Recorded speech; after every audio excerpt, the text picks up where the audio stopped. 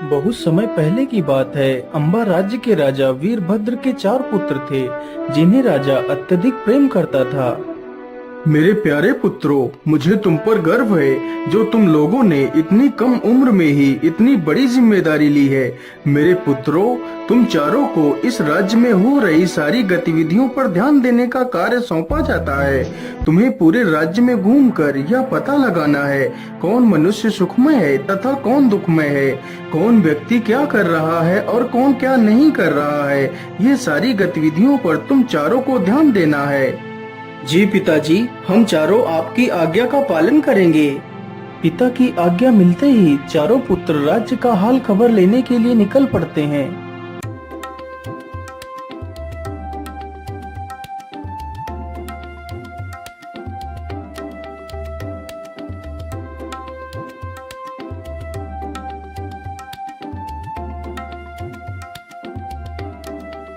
मेरे भाइयों, अब हम चारों लोगों को भिन्न भिन्न दिशाओं में चले जाना चाहिए। जी हाँ बड़े भैया, अब हम लोगों को भिन्न भिन्न दिशाओं में चलना होगा। इतना सोचकर चारों भाई भिन्न भिन्न दिशाओं में चले जाते हैं। बड़े राजकुमार का नाम वीरसेन था।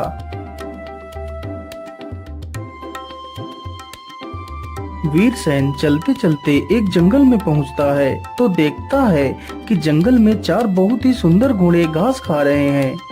अरे वाह, यह घोड़े तो कितने सुंदर हैं। मैंने आज तक इतने सुंदर घोड़े कभी नहीं देखे और इनकी नस्ल भी अलग है। लेकिन इतने ज्यादा आकर्षक घोड़े आखिर किसके हो सकते हैं?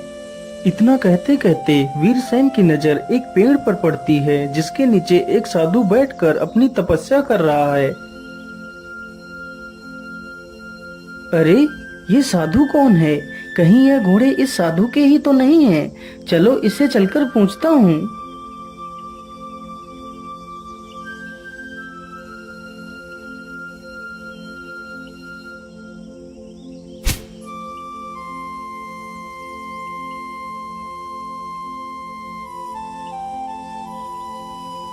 बाबा, आंखें खोलिए बाबा। कौन हो तुम और तुम इस जंगल में क्या कर रहे हो? बाबा, मेरा नाम वीरसेन है और मैं इस राज्य का राजकुमार हूँ। मैं अपने संपूर्ण राज्य का भ्रमण कर रहा हूँ। आखिर हमारे राज्य में कौन क्या कर रहा है? अच्छा, तो आप एक राजकुमार हैं? जी हाँ बाबा, मैं एक राजकुमार हूँ। बाबा, ये जो 4 घोड़े मैदान में घास खा रहे हैं, यह घोड़े किसके हैं? राजकुमार जी, ये चारों घोड़े मेरे हैं। वैसे राजकुमार, क्या तुम्हें ये घोड़े पसंद हैं? जी हाँ बाबा, आपके ये चारों घोड़े अद्भुत हैं। यदि आप बुरा न माने तो मैं आपके घोड़े की सैर करना चाहता हूँ। हाँ हाँ राजकुमार, क्यों नहीं। आप किसी भी एक घोड़े को सैर के लिए ले जा सकते हैं, लेकिन मेरी एक शर्त है। बोलिए बाबा, आपकी क्या शर्त है? राजकुमार, तुम जंगल में सैर करते वक्त जो कुछ भी देखोगे, तुम्हें मुझे उसका मतलब समझाना होगा और यदि तुमने उसका मतलब नहीं समझा पाया तो मैं तुम्हें पत्थर का बना दूंगा। और हाँ, याद रहे, तुम्हें यहाँ पर शाम होने से पहले ही आ जाना है। ठीक है बाबा, मैं आपकी शर्त से सहमत हूँ। इतना कहकर राजकुमार एक सुंदर सा घोड़ा अपनी सैर के लिए चुनता है और वहाँ से निकल पड़ता है।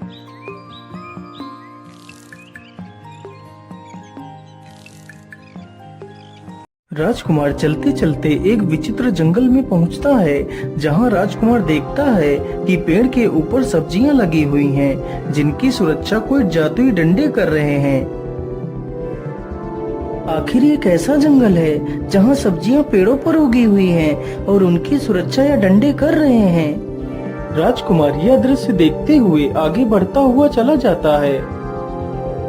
राजकुमार को घूमते घूमते काफी समय गुजर जाता है और जल्दी ही शाम भी होने वाली थी। अरे, अब तो जल्दी ही शाम होने वाली है। अब मुझे जल्दी वापस चलना चाहिए।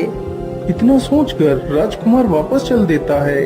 राजकुमार चलते चलते उसी जंगल से होकर गुजरता है तो देखता है जो डंडे बनकर सब्जियों की देखरेख कर रहे थे, अब वही डंडे एक हंसिया बनकर उन सब्जियों को काट रहे हैं।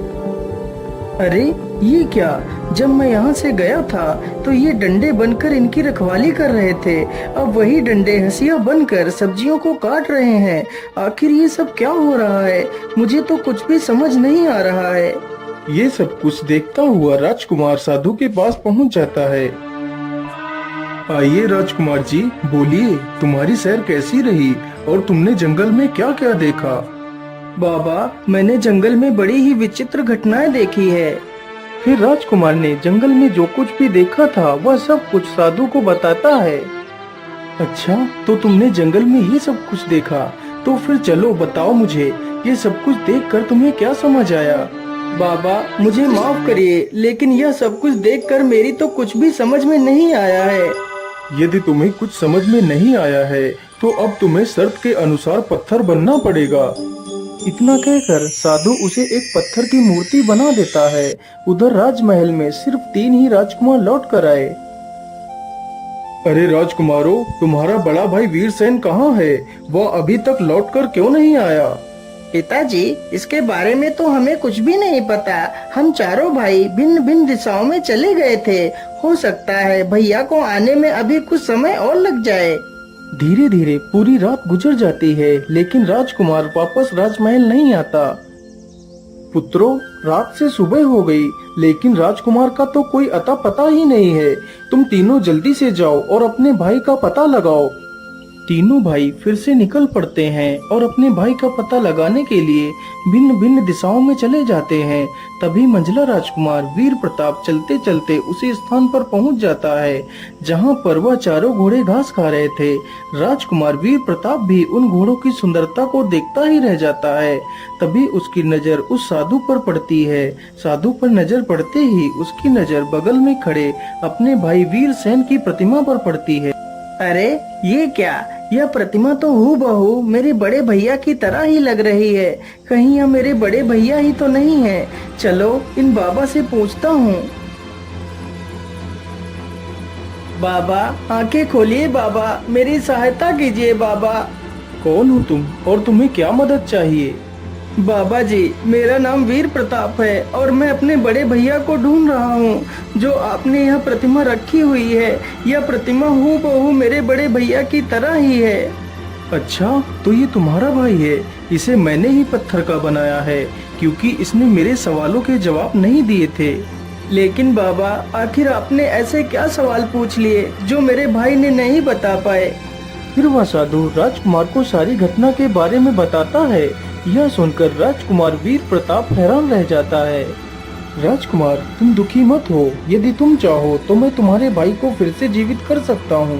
हाँ हाँ बाबा, मैं यही चाहता हूँ कि आप जल्दी से मेरे भाई को ठीक कर दीजिए। हाँ हाँ राजकुमार, मैं तुम्हारे भाई को जरूर ठीक कर सकता हूँ, लेकिन एक शर्त पर। तुम्हें भी मेरे सवालों का जवाब देना होगा। लेकिन बाबा, मैं तुम्हारे सवालों का जवाब भला कैसे दे सकता हूँ? मैंने तो उस दृश्य को अपनी आंखों से देखा ही नहीं है। राजकुमार जी, इसमें देरी किस बात की? आप मेरे एक घोड़े को ले जा सकते हैं और खुद अपनी आंखों से जाकर देख सकते हैं। तुम्हें उस जंगल में क्या क्या दिखाई देता है, तुम्हें उसका सारा वृत्तांत मुझे समझाना होगा। यदि तुम मुझे उस दृश्य को समझाने में असमर्थ रहे, तो तुम्हें भी पत्थर का बनना पड़ेगा। हे भगवान, और तो कोई दूसरा रास्ता भी नहीं है मेरे भाई को बचाने के लिए। मैं ऐसा करता हूँ, इसकी शर्त को मान लेता हूँ। ठीक है बाबा, मैं आपकी शर्त से सहमत हूँ। इतना कहकर राजकुमार एक घोड़े पर सवार होता है और वहाँ से निकल पड़ता है। राजकुमार चलते चलते उसी जंगल से होकर गुजरता है तो देखता है कि एक नवजात बछिया जिसने कुछ देर पहले ही जन्म लिया है, वह अपनी माता को स्वयं का दूध पिला रही है। अरे ये मैं क्या देख रहा हूँ?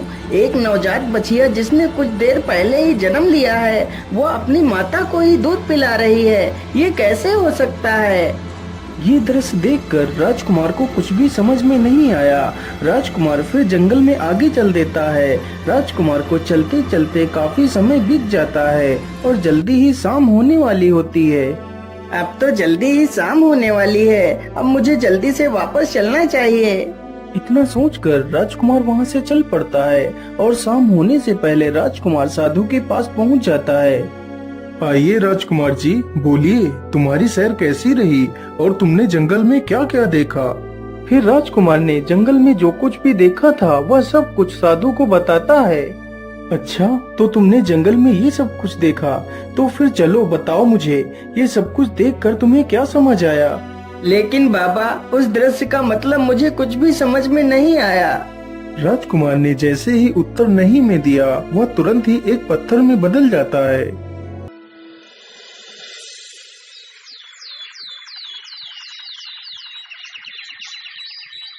अगले दिन बचे हुए दो राजकुमार विक्रम और चंद्रवीर अपने भाइयों को ढूंढने के लिए निकल पड़ते हैं।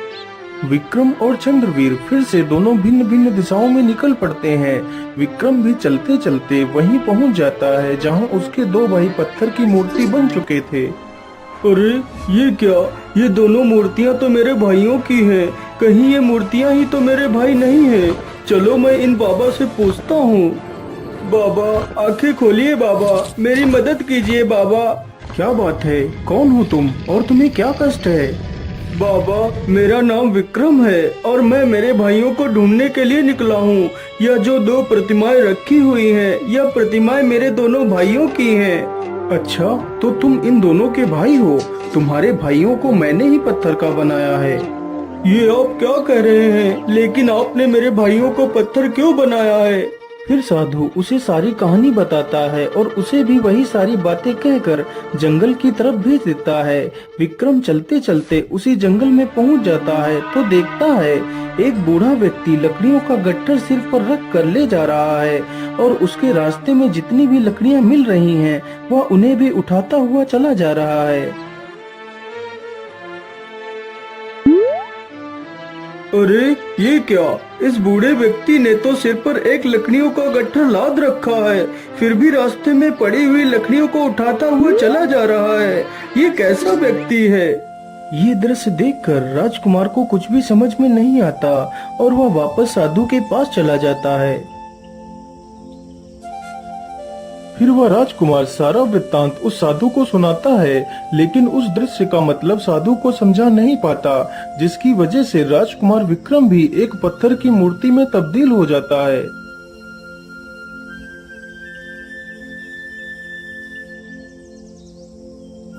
इसी प्रकार अगले दिन राजा का छोटा बेटा चंद्रवीर भी उसी दिशा में जाता है जिस दिशा में बाकी के राजकुमार गए थे।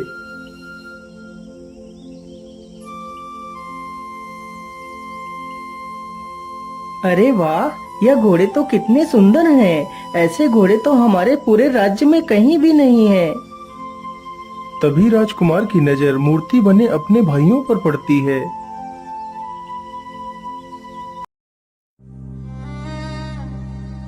अरे ये तो तीनों मेरे भाई हैं, लेकिन इन्हें तो किसी ने पत्थर बना दिया है।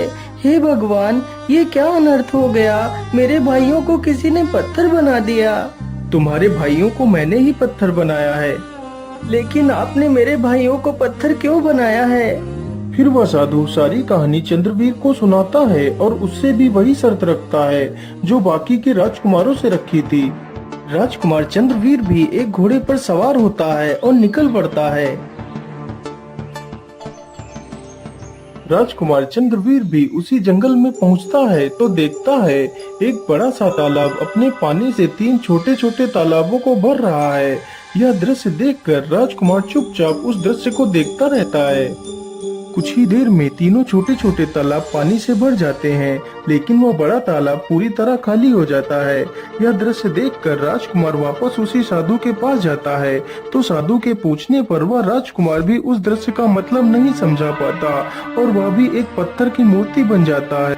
उधर जब राजा के चारों बेटे एक एक कर गायब हो गए तो राजा को चिंता हुई।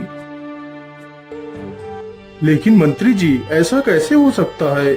मेरे चारों बेटे एक एक कर गायब हो गए। आखिर वह चारों कहाँ गए होंगे? वह जरूर किसी बड़ी मुसीबत में पड़ गए होंगे। मंत्री जी, हम कल ही अपने पुत्रों की खोज में चलेंगे। अगले ही दिन राजा और मंत्री दोनों जंगल की तरफ निकल पड़ते हैं।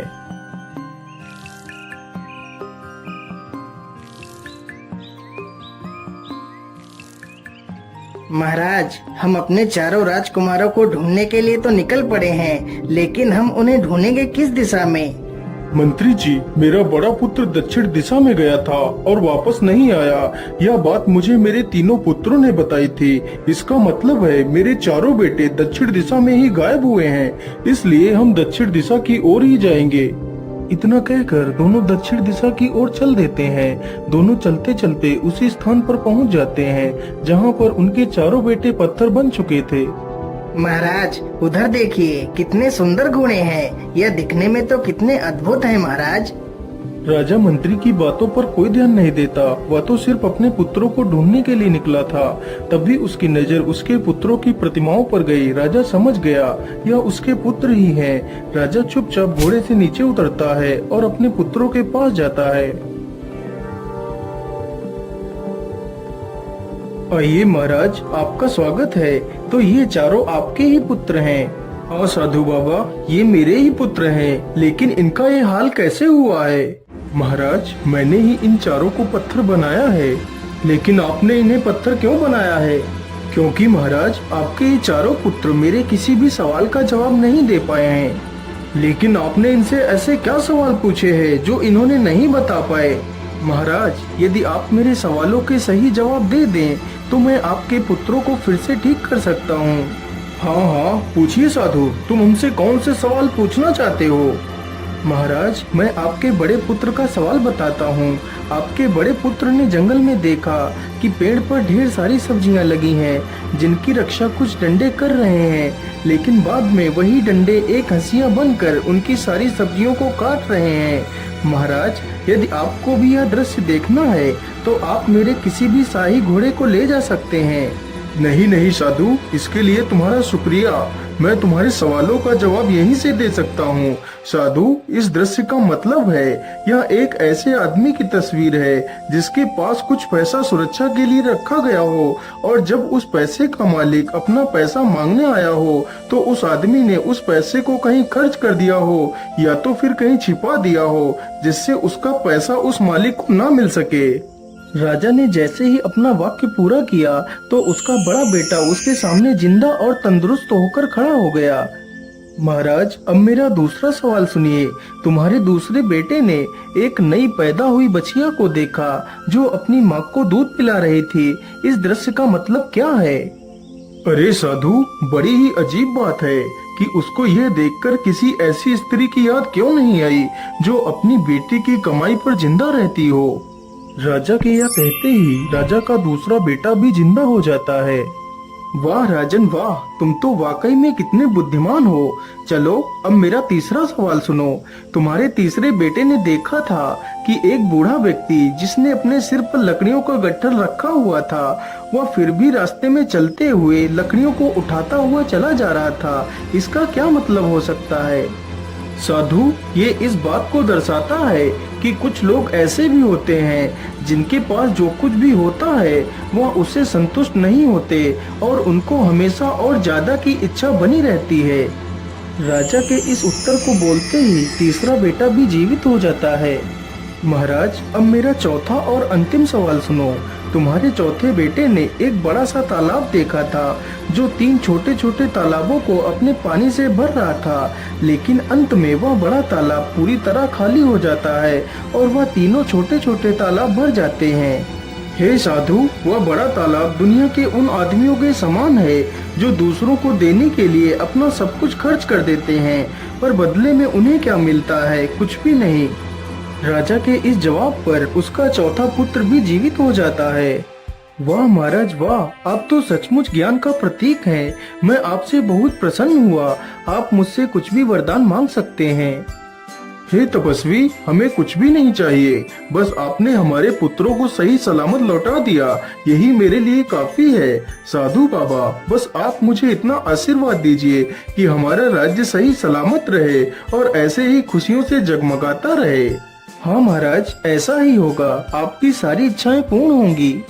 इतना कहकर वह साधु वहाँ से गायब हो जाता है। फिर वह राजा अपने चारों बेटों सहित खुशी खुशी वापस लौट जाता है।